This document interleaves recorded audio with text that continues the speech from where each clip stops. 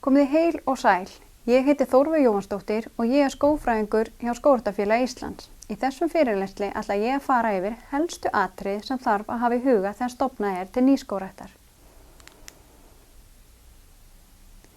Ég ætla að byrja á að tala um skógar og bakkaplöntur og þá hvað landi býður upp á, undirbúning lands og hvernig staðið er að framkvæmd og gróðursetning og svo loks skráningu. En þá ætla ég að byrja á plöntunum. Fyrst ætla ég að tala um afhendingarstaði og vökvun, áhaldi gróðursetningar og síðan gróðursetninguna sjálfa. Eins og allir vita er Ísland fátækt af trjátegundum og innlendar tegundir eru einungis 3 og af þeim er birki okkar helsta tegund og svo eina sem býr til samfellda skóga. Ilmreynir skreytir síðan íslensku skógana hér og þar og síðan er það blæjuspinn okkar sem finnst einungis á 7 stöðum landsins.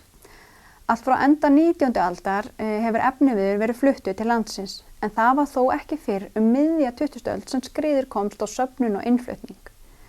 Víða hefur verið leitað aðfanga og fjöldi tegund og kvæma þeirra hefur verið safnað og í lok 20. aldar hafði Skógræktir ríkisins flutt inn 150 trjátegundir og 1500 kvæmi þeirra. Mikil vinna fer fram á vali og kynbætur áður plöntur fara í ræktun og á það bæði við birkið okkar og innflutta tegundir. Sem dæmi má nefna er á leiðin eru núna 9 alaska asparklónar en rannsóknir að baki þeim má rekja allt til ársins 1995.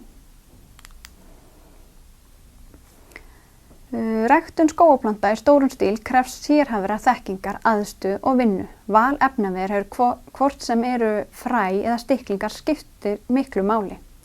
Þá skiptir undirbúningur plantna eins og áburðarhleðsla og smit með sveppbrot miklu máli og getur algjörlega skipt sköpum hvað aftur plöntu eða eftir gróðursetningu. Og svo eru það atriði eins og geymsla, gæðaprófanir sem eru í ferlinu áður en til afhendinga kemur.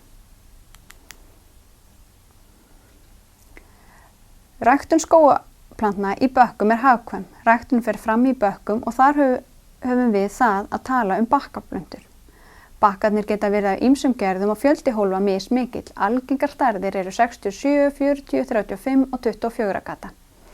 Ávinningur að ræktum í bökkum er að tekur einungis 1 til 2 ár, minni aðskotagróður, auðvelt að flytja á milli og auðvelt að geyma, fljótast að planta, en það þarfnast hins vegar reglulegar vökvunar og helstu tegundirnir okkar sem er hægt að kaupa í bakkaplöntum eru ilmbirki, stafura, sitkagrynni og alskausp.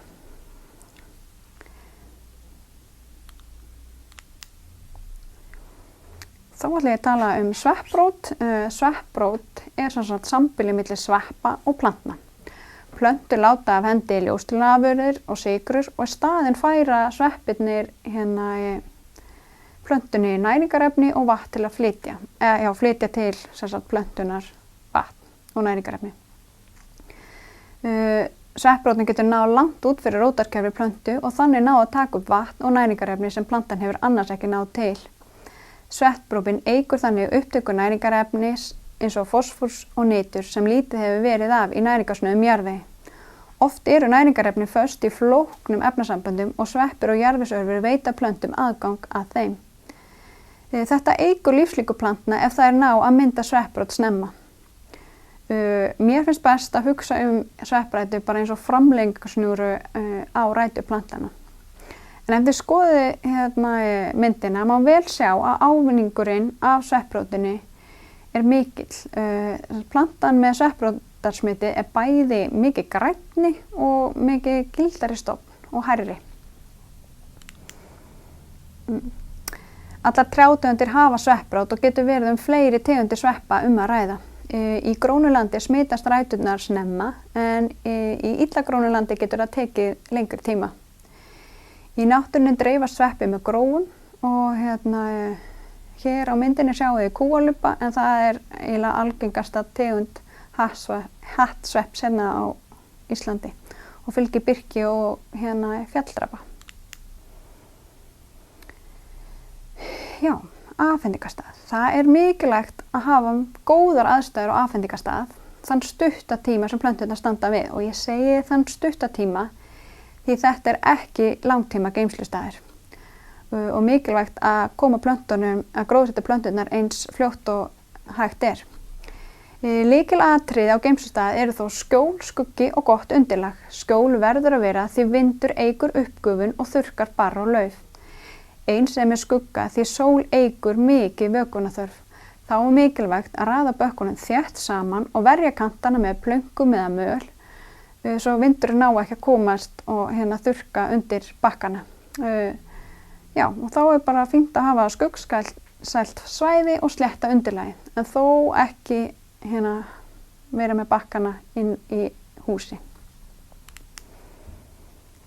Vökvun. Það lykilatriði að hugsa vel að vökvun og hafa í huga að jafnt þurrkur sem ofvökvun getur gengið að plöntum dauðum. Góð tæki eins og úðari til að úða bakkana og handúðari til að vökva kanta geta gert gæfumuninn.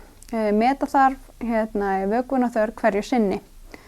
Og oft getur verið bara gott að taka upp hnausinn og kreista rótarhnausinn létt eins og þið sjáið á myndinni og ef það rennur vatn úr hnaus þá þarf ekki að vökva en sé hnausinn léttur og vatn rennur ekki þá þarf að vökva plönturnar. Það skal hafa í huga að þó það rigni úti getur laufþekja plantana hindrað að vatn komist að rótinni. Því þarf að huga því að það gæti þurft að vökva í rigningu. Ofvökvun. Eins og vökvun eiginlega lífsnauðsynleg getur ofvökvun verið skaðleg.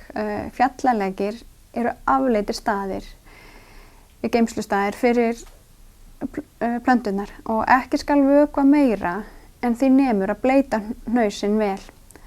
Langtíma úðun hefur í för með sér kælingu. Rótarhausar geta orðið lausir og næring skólast út og þá getur líka myndast grámygla á plönturnar og getur herjað á blöð.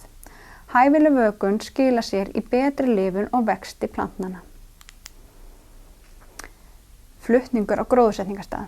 Heilbrigðar plöntur eru betri í stakk búnar til þess að takast á við aðstæður á gróðursetningarstað. Því þarf að huga að plöntur skaðist ekki á leiðinni á gróðursetningarstað.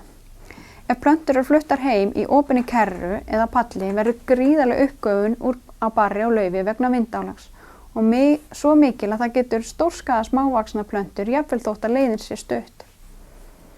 Þess vegna skal alltaf flytja þær í lokuðu rými.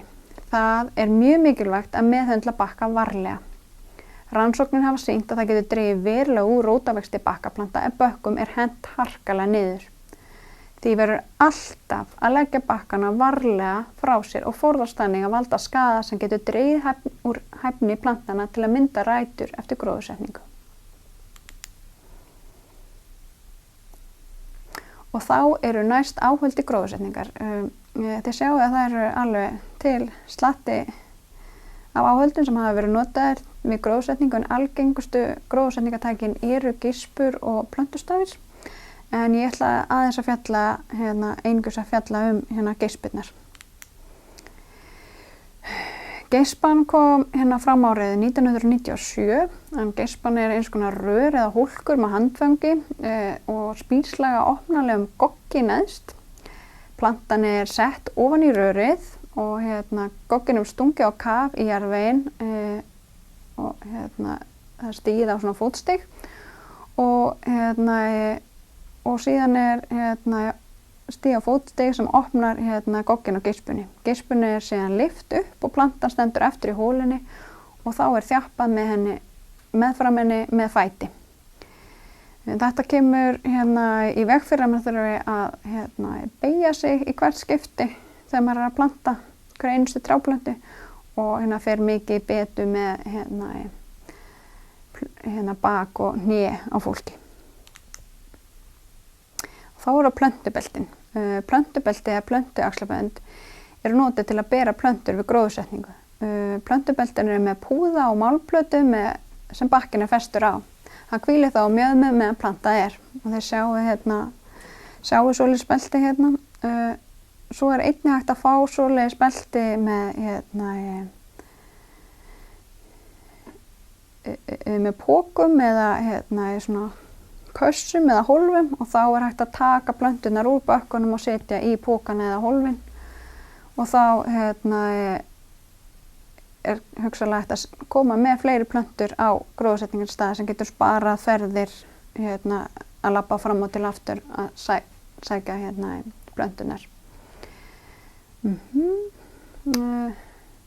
Það einnig hægt að festa ílát í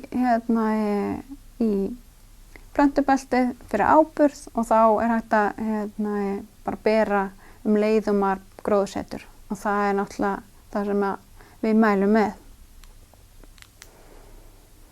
Þá það dýpt gróðursetningar. Ef við skoðum myndina þá ef við skoðum A þá sjáum við að það svona heldur grunnt og hætt á frostlyftingu. Við skoðum B þá sjáum við að ræturnar standilega upp úr og vindur og vatn eiginlega búið að færa burt hluta af hnausnum og það sem sagt bæði hætt á ofþornun og frostlyftingu. Og svo skoðum við C, það bara svona passlega akkurat eins og við viljum hafa.